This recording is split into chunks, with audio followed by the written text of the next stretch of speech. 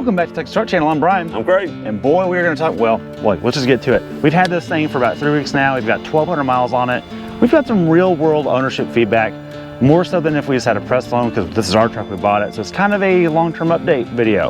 We've got a list of highs and lows, and we're just going to walk through them today. So Craig, hit me with the first. First one is the off-road goodies are limited to 4 low. That is annoying. I don't love that. And look, you've got really cool features. You've got MTS, you've got crawl control, you've got the different drive modes, you've got the rear locker, which is the big deal. Why can't I just use the locker in 2-wheel drive or 4 high like a Ford will let you do? I want some more control as a driver. What else? Brian, we get remote start, but and we get nav, but they're tied to something. Okay, let's get into that. This does not have a hard key button for remote start anywhere like all the competitors do. There is a stand on your toe, do the drunk driving test, hit it just right, and it will start. Or you can use your phone and you can use the app and it'll remote start. The downside with that is it's tied to a subscription, and we've got 14 days left on ours, Craig. That's where we're at on it. So in 14 days, we won't have remote start at all, which is very annoying. But that leads us to the next thing. Next thing, Brian, is cheap interior. A little controversial between you and I, but explain what we mean by that. Okay, well, actually, I want you to kind of lead this one because I don't totally agree with you, but I think I'm getting hung up on this, on the antics of it. So yeah, and Brian, we've kind of talked about this, and we'll get into it. So, and what I mean by cheap interior, not that it's a bad interior, we'll talk about the likes later, but what I mean is this, specifically this part right here. Look, we're doing the journalist thing. Yeah. The reason we do it here is because when you're driving, this is how kind of the normal operation goes. You get comfortable, you get going, you're kind of just rolling, you just kind of, your arm sits right there on a really hard material. Kind of annoying. Along with that, there's no soft touches. Not that it really matters. And then Brian, things like this, you know, a little bit of a rattle there. Yeah, let me clarify. That's not a rattle, but that is a loose latch. Like it's not snug when it closes. Yes, yes. Also, Brian, I want to point out this in the interior since I'm already in here. There's a Super Bowl ad. It talks about this handle. They call it an oh whatever handle. Yeah, exciting handle. Oh whatever. Oh my goodness handle. Oh crap handle. Yeah. They made an ad about this whole thing. Yeah. You'd think it'd be a big feature in this truck. That's the only one. There's not one here. There's not one in the back. Yeah. The Land Cruiser, made by the same company, has one at every single spot. Diesel sounds. Oh yeah, man. Pop the hood. Pop the hood.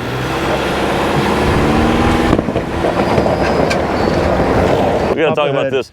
Yeah, and this is, I think, I pointed this out on our first hill test. Yeah. We had it had no miles on it. We were taking up the hill. So, man, that sounds like a diesel or a tractor. Brian, what's going on here? Okay, so look.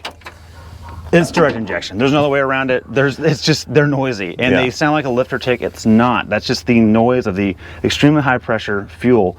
Here's a fuel rail right here and where it goes in. Do you see what's on top of this, Craig? Yeah, nothing. Nothing. And that's the problem. The pump itself has an isolator on it, but it needs it over the rail as well.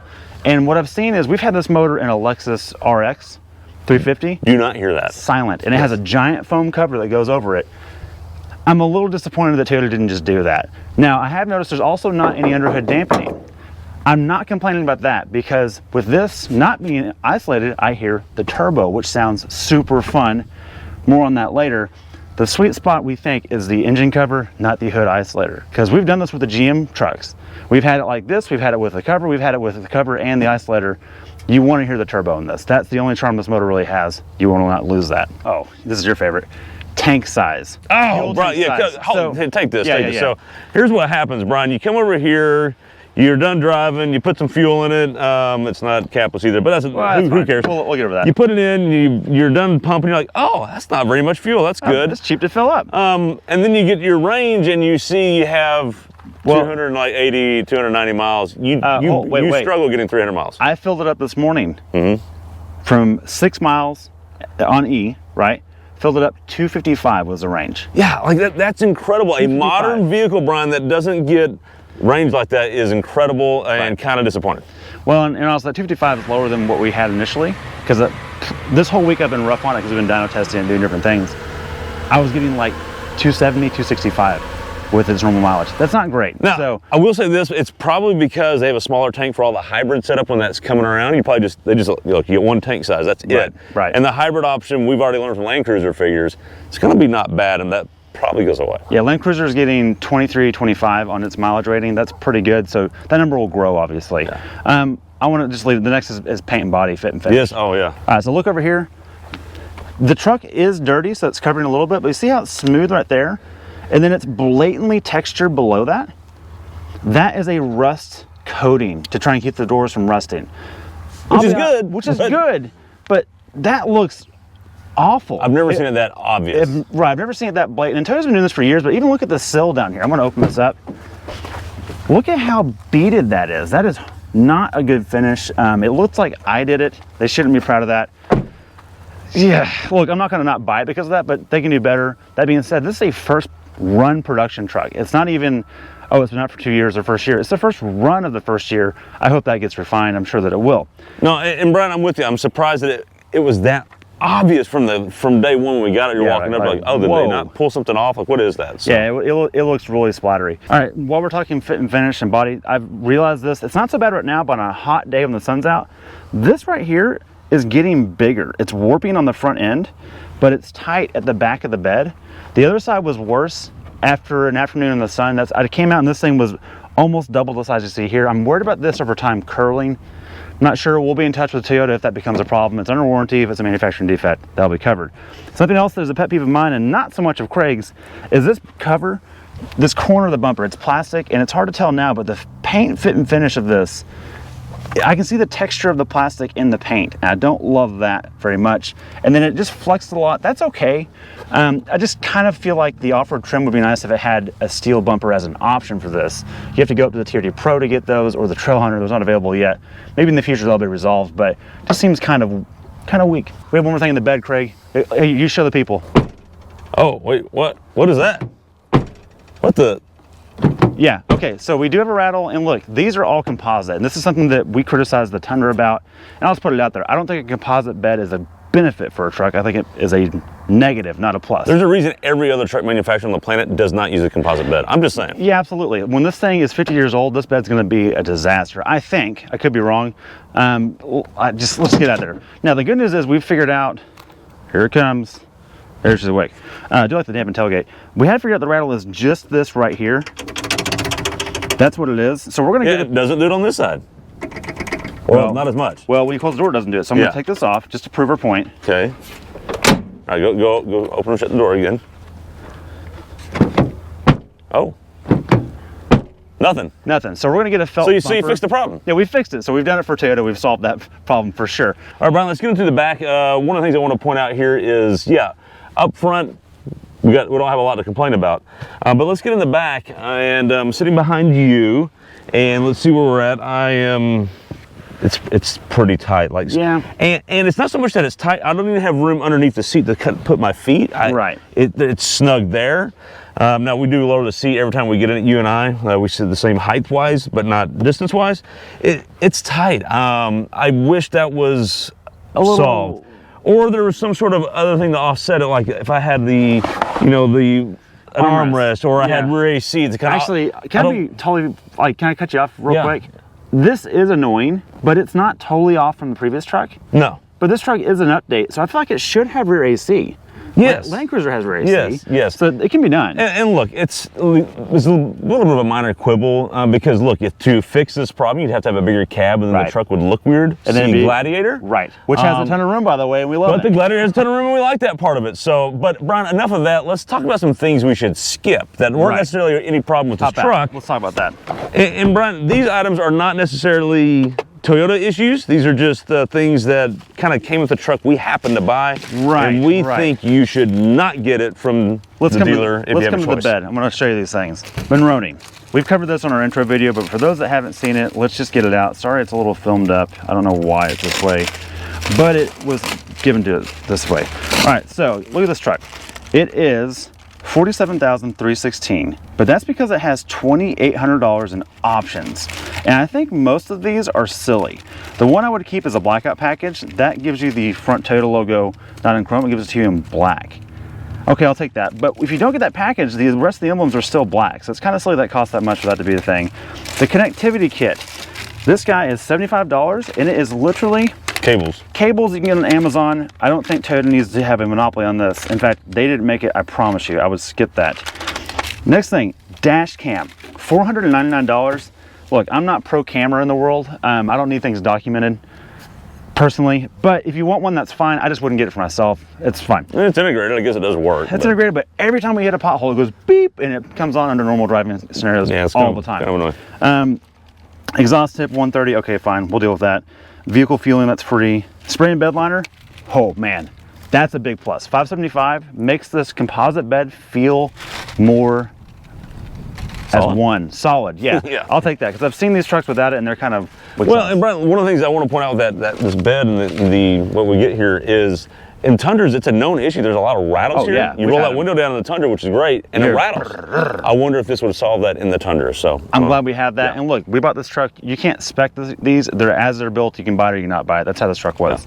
The next thing is the vehicle protection package, which I just want to put it out here towards Toyota. This is the biggest amount of horse wash baloney I've seen in a long time on a car from manufacturer. $399. It comes with paint renewer cleaner, which is this. Not made by Toyota. It doesn't even say who it's made by. This looks like a tube of toothpaste. In a world of ceramics, this is a joke. Don't use this. Fabric guard, which I don't see it in the truck. Maybe it had Scotch Guard on the seats before we bought it. I don't know. I've spilled coffee. It soaked it right up. So I'm starting to think there's nothing happening there. And let's see here. No, that's it. That's all it is. $399. Skip that crap. The last thing I would skip are the Predator side steps, Craig. Oh, yes. These guys right here. Can you tell the people why? Yes, here's why. Here, number one, this just sticks out. It's in the way. The truck's not that tall. You don't need the step. Right. But, okay, let's say you are very short and you do need the step because it's hard to get in. Yeah, it's all truck. So let's get in. Let's get into here. And, Ron, this is just too far forward. It's a bad spot. It needs to be about right here. Then you could actually step it. My kid immediately gets in it and they're like, well, I'm here, but then you're so far. They're just not good. So, Brian, we've got to solve it. What's your solve? First things first, we've got to get our Toyota beach towel. Yeah. Keep ourselves clean down here. The good news is these are very light and they're easy to get off. But now that we're done with that trash. Front seat ergo. I know previously I just kind of ripped everything going on in here as far as like plastics and handles and that sort of thing. That's really the only problems though. Yeah, everything else is great. Everything else is great in here. Everything's where it should be. There's plenty of room. The seat is amaze balls. I'm just going to call it that. That's what it is. Because it's like a lazy boy, but it also still kind of hugs you a little bit. And then everything just kind of works well. Everything's where it should be. Everything makes sense. The gauges are awesome. Buttons Galore. Can I piggyback your comments real quick, Craig? Yeah. We're different sizes. You're 5'9", right? Yeah. I'm 6'4", and we're just different build types. This is the first Tacoma I can buy for myself. All the previous ones have a problem right here. And a big headroom problem? Yeah, absolutely. Right. I am incredibly comfortable in this. Yeah. Incredibly comfortable in this. And Brian, look, this doesn't have the JBL premium, the removable speaker and that, but this is a good radio. It's a great radio. Yeah, it's got bumps. Good bump. It's clear. Good clarity. Because it's so quiet in this cab, you can hear it really well. Yeah. And then Brian, those plastics I just made fun of. Right.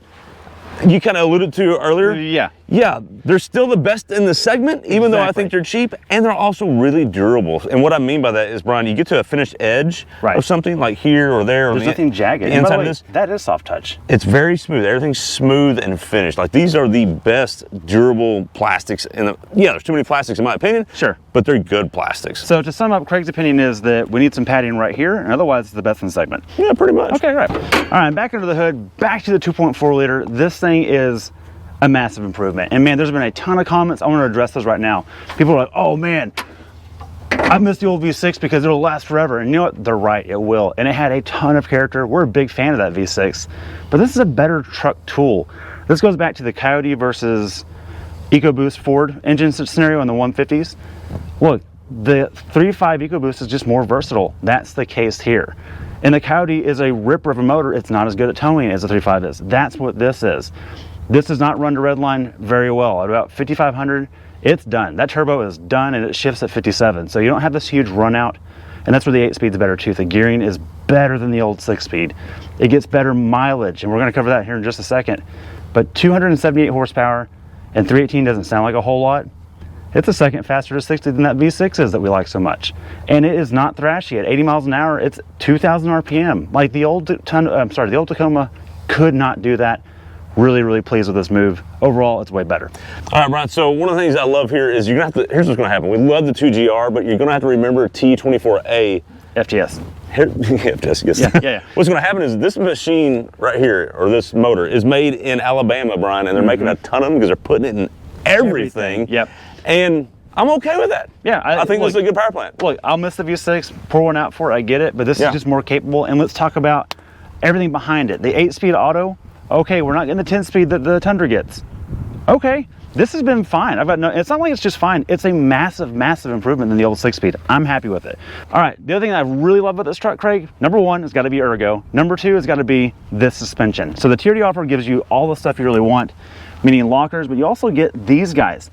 These are Bilstein dampers with external reservoirs, front and rear on every corner. So if you've ever seen those cool bypass external reservoirs bolted onto an off-road shock, a Fox shock or a King, that's what this is from the factory. And the tuning on it is perfect. It rides really good around town. It's never choppy. In fact, we drove an old Ford Ranger today, Craig. Boy, have we made some improvements in the truck world. It rides so much better. And my favorite thing about the suspension is the rear travel seems to be infinite.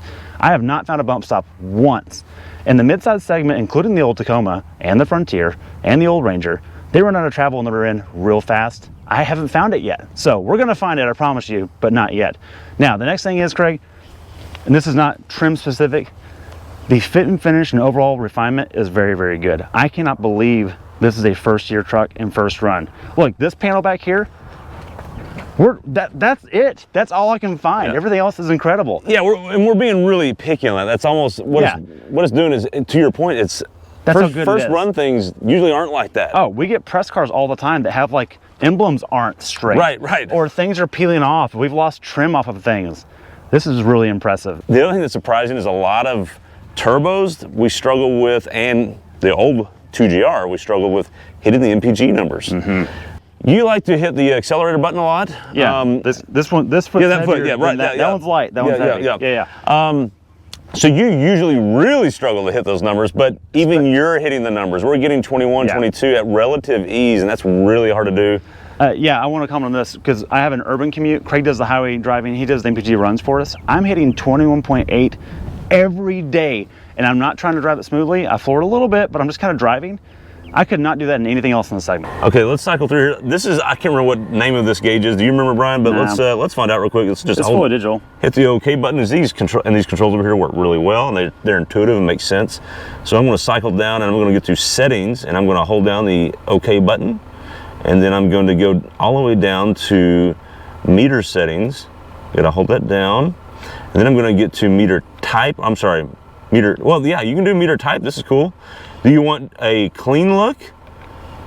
Which just speed in the middle when that gauge is out. Yeah. Do you want just a center gauge and just stuff on the side? That's kind of a cool look. Yeah, it's a Tundra style. Yeah, actually, yeah, right. And one of the things we didn't like about it, you can't configure that in the Tundra.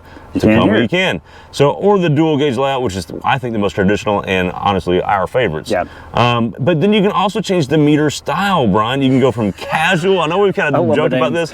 And then you can go to Smart, which is actually my favorite. I think it's the cleanest and modern. That's the most Toyota Avalon of all of them. Probably why I like it. Yep. And then you got Tough, which looks like wrenches and gears and all tough stuff. And then you get Sporty for, I don't know, the more athletic type. I'm not sure. But anyways, my point is, I love that and I think it's great. Brian, one more thing in the interior. I know there's been a bunch, but there's one more. Yep. Right over here. See this guy? Window switch. See what it does? Auto down on all 4 windows. But there's no way it's auto up. Oh. Everybody, just do that. Just do that. Good job. Good job, Toyota.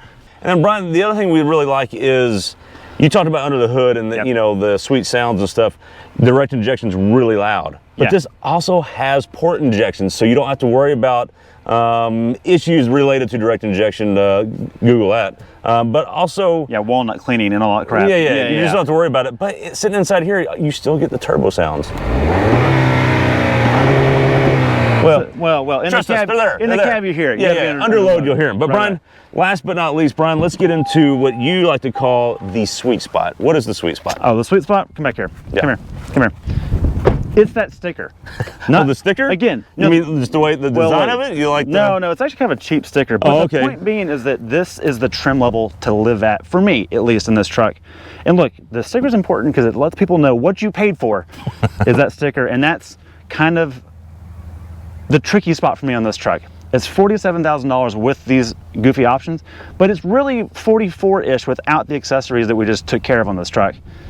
I think that's not terrible in this market. I think if you get a manual, it's even cheaper. It's like 42. Now we're freaking talking. But beyond your configurations and your preferences, you get a really good looking wheel and tire. You've got a quiet, capable tire that's good in the dirt. Not a mud terrain, but a good all-terrain. You've got the good fender flares. You've got a wide stance. You've got the sticker. And you've got the new transmission and locker. That's just, it's good. I like it. I know we started out negative in this episode, but by and large, I'm really impressed with this. And I'm not really a Toyota guy in the past because I can't fit in them. This one I can. What's your overall takeoff, Greg? Yeah, we loved our Gladiator a lot, and it was an unbelievable bargain. We talk about it all the time. Talk about it all the time. We still love it. I'm not saying we don't.